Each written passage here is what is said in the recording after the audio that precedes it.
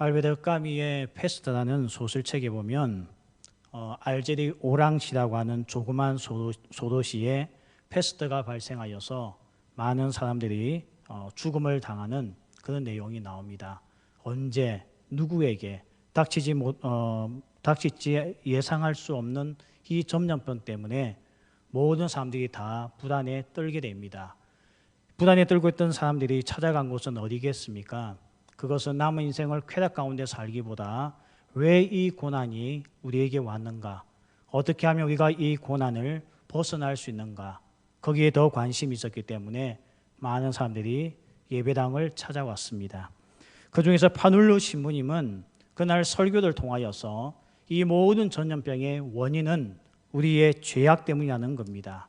인간들의 죄 때문이기 때문에 하나님은 이 패스트를 통하여서 우리가 회개하기를 원한다고 하면서 정말 자신감이 넘치는 설교를 하게 되었습니다. 그러나 어느 날 판사의 아들이 이 패스트로 인하여 죽어가는 모습을 옆에서 지켜보았던 신부는 간절히 주님 앞에 무릎 꿇고 기도합니다. 이 아이가 무슨 잘못을 했겠습니까? 이 아이가 무슨 죄를 지었겠습니까? 하나님, 이 아이를 살려주십시오 라고 기도하였지만 신부의 손을 잡고 있던 아이는 죽음을 당하게 됩니다. 이것을 보고 파눌로 신부님은 그렇게 재앙의 원인이 인간의 죄악 때문이라고 외쳤던, 확신하였던 이 신부의 신앙관이 흔들리기 시작하면서 하나님의 사랑에 대한 의문을 품게 되는 내용이 나오게 됩니다. 남의 고통일 때와 나의 고통일 때의 차이점이 여기에 있습니다. 저희는 지금 코로나19로 인하여서 엄청난 어려움을 당하고 있습니다. 우리만의 문제가 아닌 온 세계가 함께 겪고 있는 문제입니다. 저도 처음에 이것이 일어났을 때에 신천지 사이비가 모든 것의 원인으로 지목되면서 많은 사회인들이 우리나라가 신천지에 대한 혐오감을 표현하면서 심판받기를 원했을 때 저 또한 이 전염병이 도리어 우리에게는 큰 기회다 생각을 하면서 만족감도 가지고 있었습니다. 희열감도 느꼈습니다. 이번 기회를 통하여서 저 신천지가 얼마나 어리석고 멍청하고 사이비 집단인지 천하에 보여줄 수 있는 기회구나 생각을 했는데요. 얼마 못 가서 우리 교단에 있는 교회뿐만 아니라 일부 교단에 소속되어져 있는 교회에서마저도 이 코로나가 전파되어지면서 우리 사회가 이제는 신천지를 떠나서 모든 교회를 향한 예배에 대한 거부감을 가지고 있는 것을 우리가 언론을 통해서 보게 되었습니다.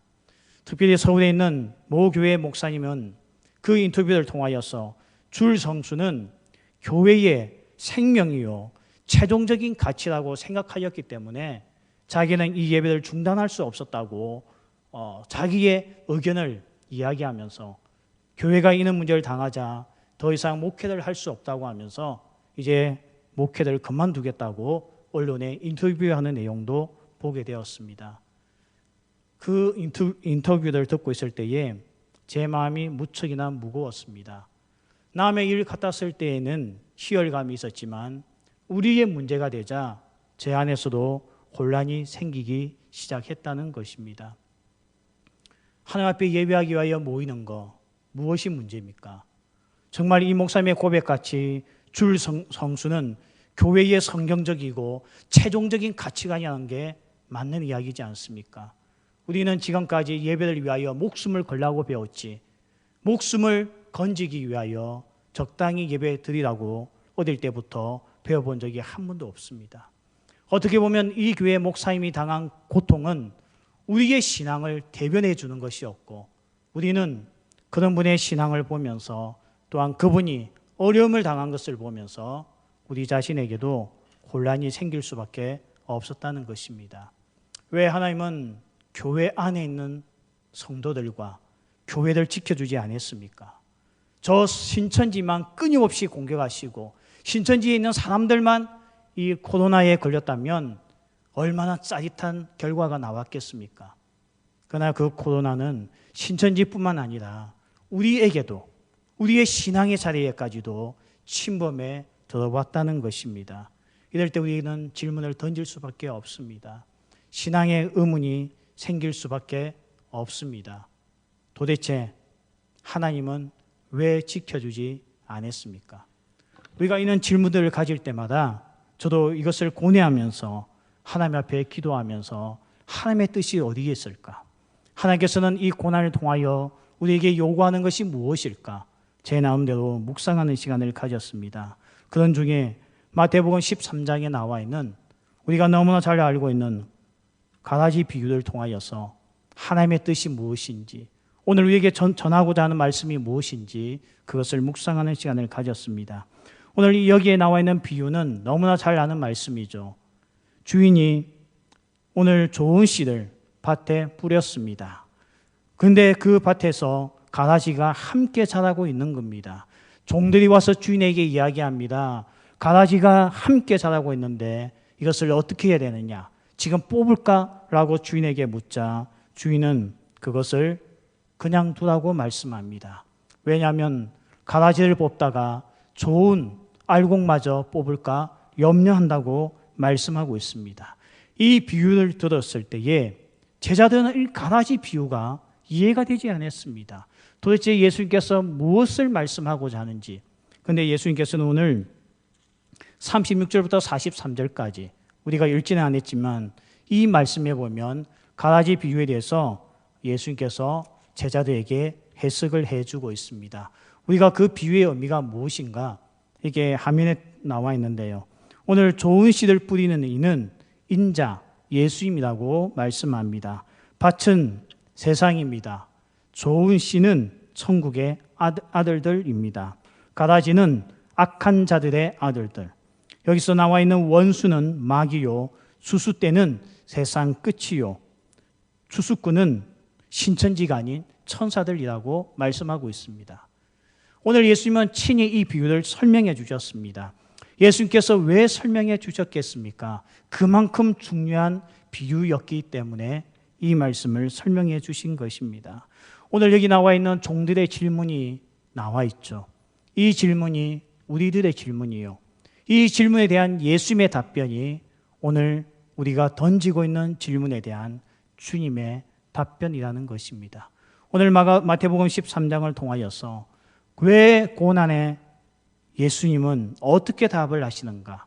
오늘 성령님의 음성을 듣는 복된 시간 될 줄 믿습니다. 오늘 첫 번째 질문은 누가 가라지를 뿌렸는가? 라고 질문하고 있습니다. 종들이 주인에게 묻습니다. 가라지가 어디서 생겼나이까? 가라지가 어디서 생겼나이까? 예수님은 어떻게 답을 하고 있습니까? 원수가 이렇게 하였구나. 원수가 이렇게 하였다는 것입니다. 오늘 우리의 질문과 똑같습니다. 우리 삶의 악은 어디서 생겼습니까? 어디서 있는 고난이 있습니까? 어디서 예상하지 못한 고통이 있습니까? 오늘 주님은 답을 합니다. 원수가 뿌렸다는 것입니다. 이 세상에 있는 모든 고난과 악들은 원수가 한 것이지 하나님이 뿌렸다고 말씀하고 있지 않습니다. 물론 여기 오늘 이 가라지는 악한 자들의 아들들이라고 예수님이 말씀하셨지만 그러면 이 세상의 악한 자가 누구입니까? 우리가 그 악한 자를 찾다 보면 우리는 이 말씀을 잘못하면 오해를 하게 됩니다. 오늘 여기 악한 자들 생각하기보다 악인들이 생산해내는 악들을 먼저 생각해 봐야 된다는 것입니다. 왜 이 세상에 악이 존재합니까?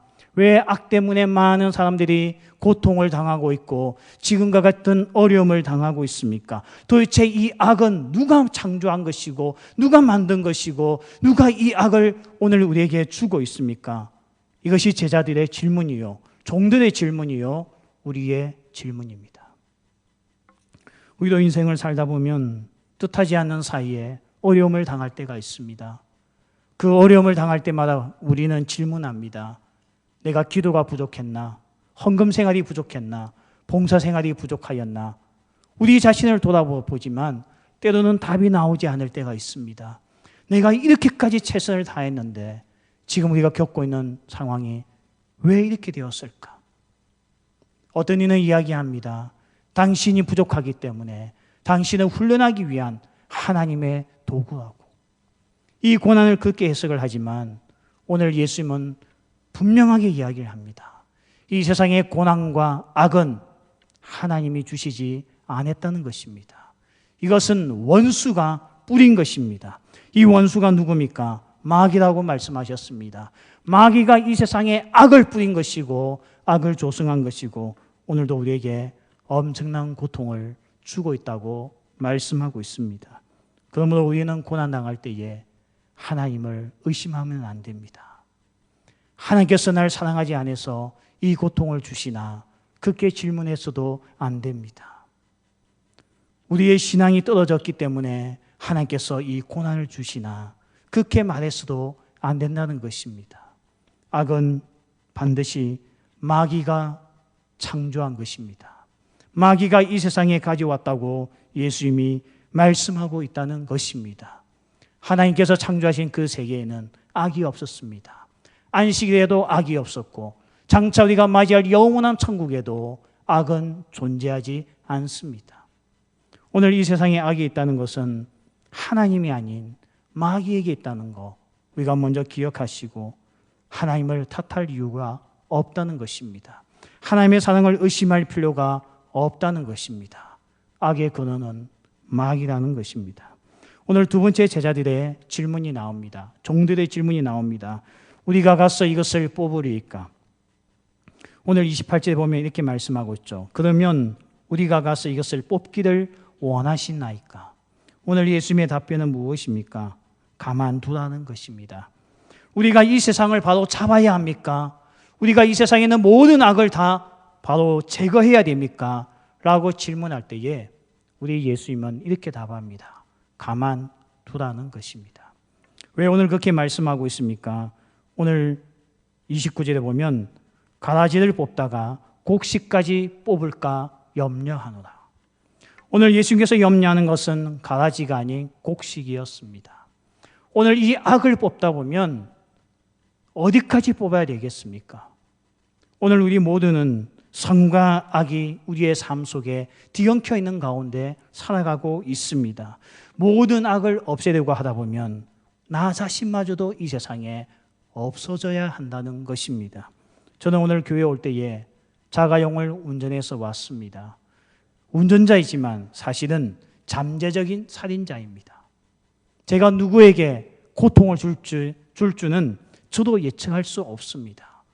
어느 날 뜻하지 않을 때 정말 내 눈에 사람이 보이지 않았다고 말할 만큼 뜻밖의 사고를 주어서 한 가정에 아픔과 고통을 줄 수 있는 사람이 오늘 여기 서 있는 저 자신입니다. 우리 모두는 다 잠재적인 살인자가 될 수밖에 없다는 것입니다. 우리가 악한 마음을 가지고 남에게 말할 때보다는 뜻하지 않게 말을 하였는데 그 한마디가 상대방의 가슴에 못을 박는 경우가 있습니다. 우리가 뜻한 것은 아닙니다. 오늘 우리도 악에 얽혀서 살아가고 있지 우리는 악으로부터 완전히 독립하여서 자유롭게 이 땅을 살아가고 있는 것이 아니라는 것입니다. 이만큼 오늘 우리 모두는 다 악에 얽매여 있기 때문에 이 세상의 모든 악을 제거하기 위하여 덤비다가는 우리 모두도 다 이 세상에 존재할 수밖에 없다는 것입니다. 그래서 예수님께서는 이 땅에 오셨을 때에 악을 제거하기 위하여 사람들을 모아 정의로운 사람들을 모아 이 세상의 악을 뿌리 뽑고 떠나신 것이 아닙니다. 예수님은 저 악한 일을 하던 로마 당국을 향하여 전쟁을 선포하지도 아니하였습니다. 왜 예수님은 그 공생의 기간 동안에 악을 제거하지 않았습니까? 왜 악을 완전히 뿌리 뽑아놓고 떠나지 않았습니까? 예수님은 떠나셨지만 여전히 이 땅에 왜 악을 남겨두셨습니까? 오늘 그것은 여기 있는 말씀과 같이 가라지를 뽑다가 곡식까지 뽑을까 염려하기 때문에 그렇다는 것입니다. 오늘 이 자리에 앉아있는 우리 모두들, 이 영상을 통하여 말씀 듣고 있는 성도들 중에 어느 누구도 악을 뽑을 만한 분별력과 능력을 가진 사람은 한 명도 없다는 것입니다. 하나님께서는 우리에게 악을 뽑기 위하여 이 땅에 보내주신 것이 아닙니다. 종종 보면 자기가 이 땅에 정의를 행하기 위하여 태어난 사람이라고 주장하는 사람들이 있습니다. 그러나 자기 자신의 악을 보지 못합니다. 자기 가정 안에 설거머니 들어와 있는 악은 보지 못합니다. 그만큼 우리는 연약하기 때문에 주님께서 종들에게 가라지를 뽑을 것을 명령하지 않았다는 것입니다. 그만큼 오늘 악은 우리의 영역이 아니라는 것입니다. 오늘 여기 나와 있는 말씀과 같이 30절에 보면 예수님께서 마지막 날에 이 악을 뽑으시겠다고 말씀하고 있습니다.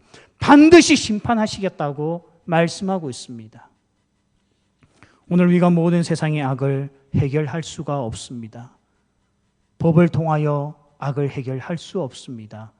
도덕적인 교육을 통하여서 악을 해결할 수 없습니다. 이 세상의 악을 뿌리 뽑는 것은 하나님의 영역입니다. 그러나 지금 하지 않습니다.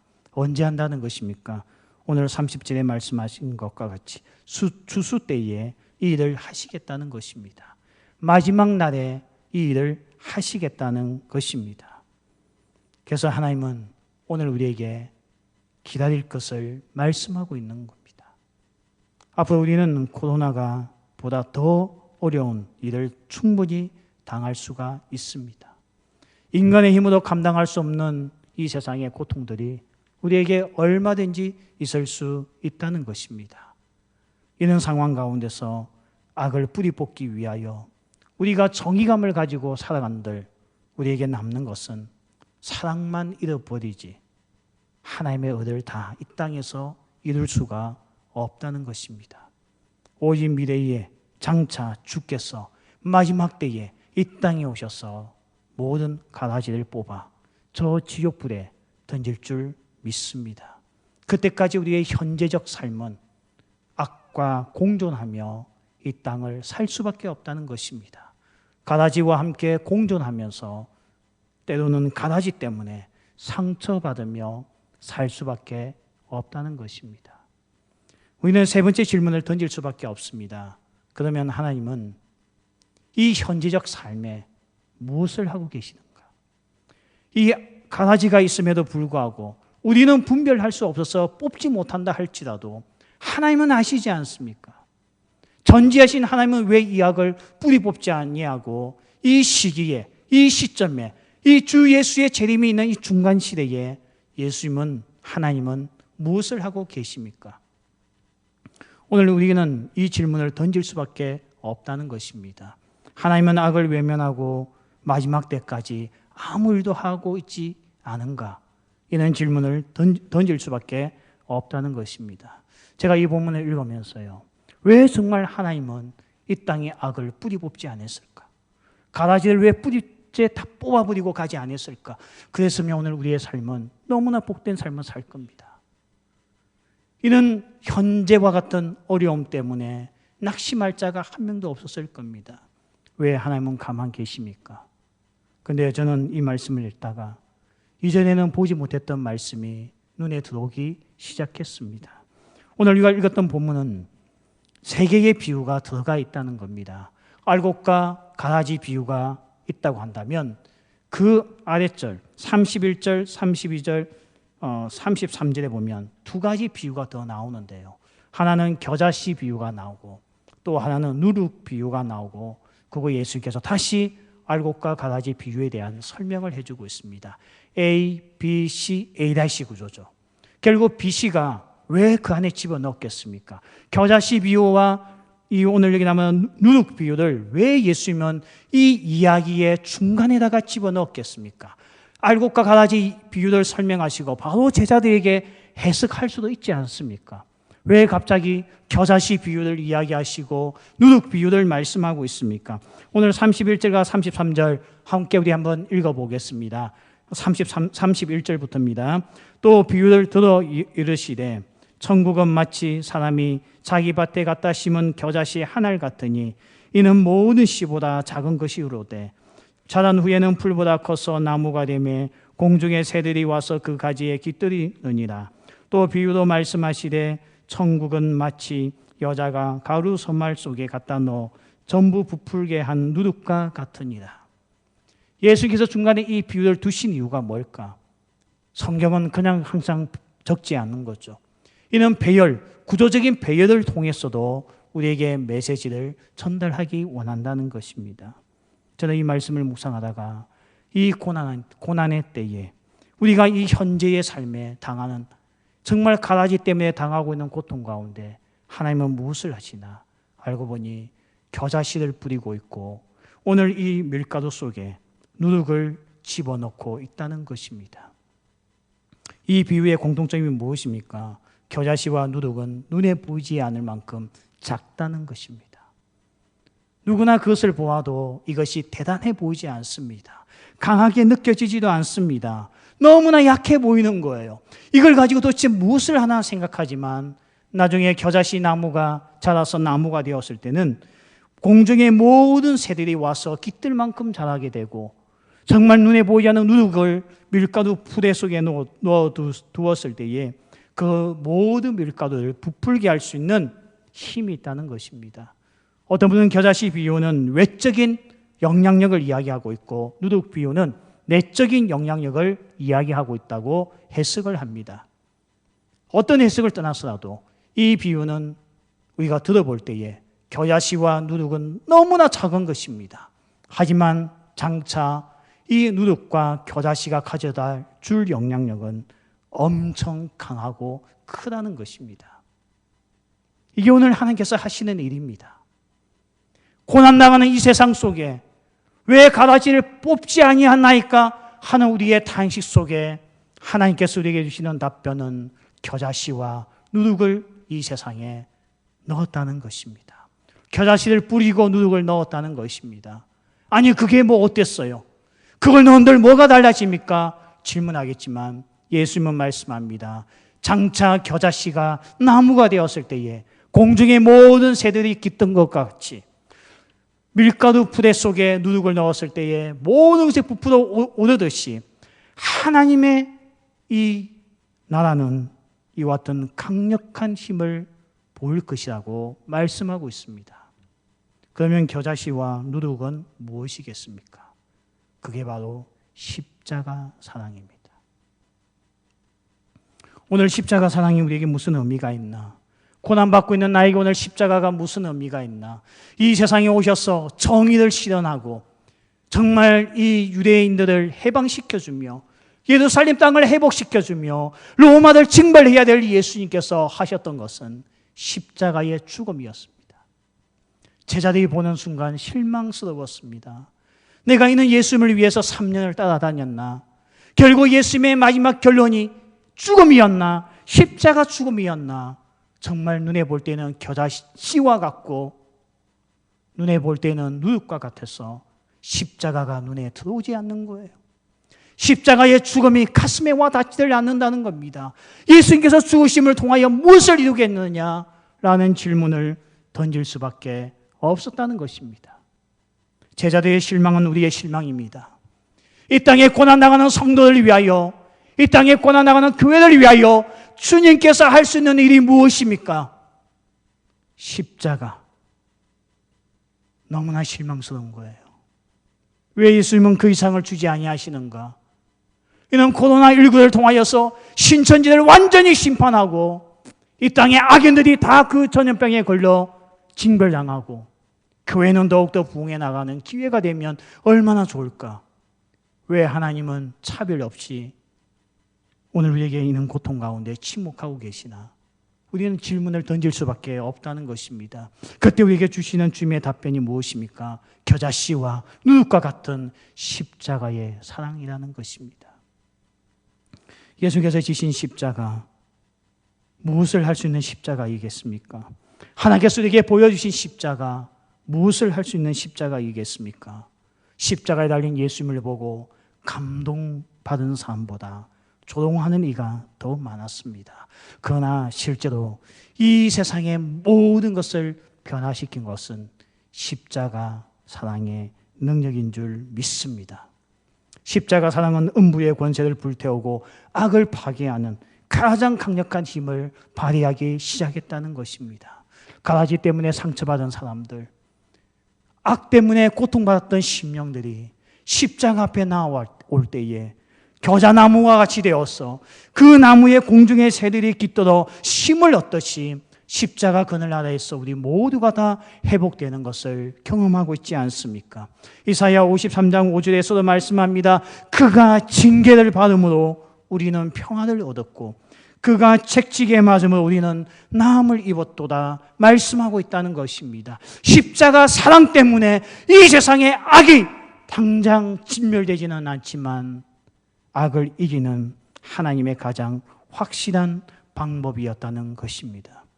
수많은 상처와 실패 속에 있는 사람들 모두 다 십자가 아래에서 회복되는 은혜를 경험하고 있습니다. 수많은 죄인들 어디에서 이 죄 문제를 해결하고 있습니까? 오늘도 십자가의 그 그늘 아래에서 예수님의 용서와 사랑을 확신하고 회복되어지고 있다는 것입니다. 고난당하고 있는 이 세상 가운데 왜 하나님은 침묵하냐고요? 그때 주님의 답은 하나입니다.